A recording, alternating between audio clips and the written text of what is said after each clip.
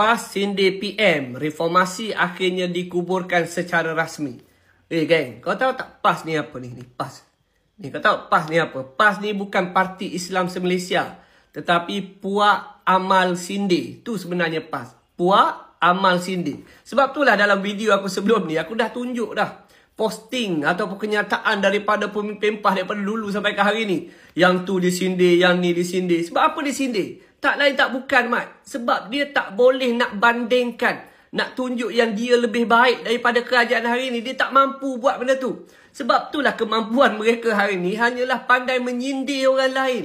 Nak sindir orang tu, tengok dululah kita dulu buat apa. Apakah prestasi Kerajaan Perikatan Nasional itu lebih baik daripada kerajaan hari ni?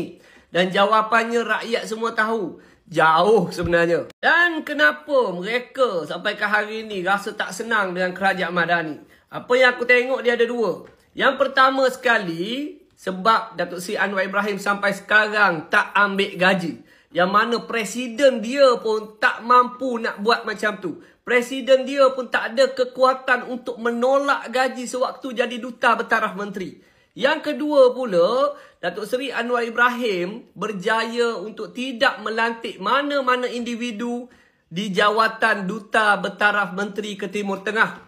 Tugas itu dipikul sendiri oleh Datuk Seri Anwar Ibrahim. Hubungan Datuk Seri Anwar dengan pemimpin-pemimpin Timur Tengah tu sangatlah baik.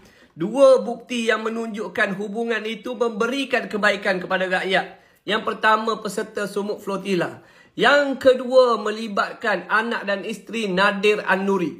Dua ni pun dah cukup dah membuktikan keberhasilan daripada hubungan baik Datuk Seri Anwar dengan pemimpin-pemimpin yang ada dekat sana. Sebab itulah hari ni diorang panas tau. Sebab rakyat makin lama makin boleh nampak kerajaan hari ni melahirkan pemimpin-pemimpin yang benar-benar boleh buat kerja, yang benar layak. Bukan isi jawatan ataupun wujudkan jawatan demi untuk menjaga kestabilan politik.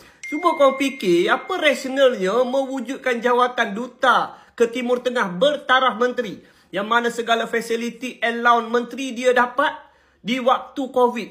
Di waktu bukan negara kita saja lockdown, tapi seluruh dunia ni lockdown. Apa rasional dia? Tak rasional sebenarnya. Tapi kenapa jawatan itu diwujudkan? Korang fikir sendiri. Jadi apa yang diorang boleh buat sekarang ni? Tak ada lain lah. Diorang hanya boleh menyindir orang lain saja. Sebab kalau dia nak kata kami dulu lebih baik, dia tak boleh sebut macam tu. Sebab memang terbukti mereka ni teruk. Nak jadi kerajaan entah untuk apa, tak tahu kan. Apakah benar untuk rakyat ataupun untuk kepentingan peribadi semata-mata. Dan kegagalan demi kegagalan pada waktu itu menunjukkan yang mereka ini tidak layak.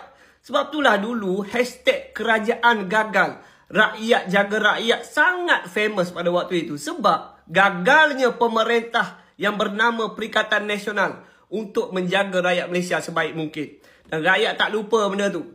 Kalau kamu sampai ke hari ni masih lagi duk main politik macam ni, aku yakin dan percaya yang dikuburkan itu bukanlah Perdana Menteri ataupun reformasi, tetapi PAS itu sendiri. Assalamualaikum.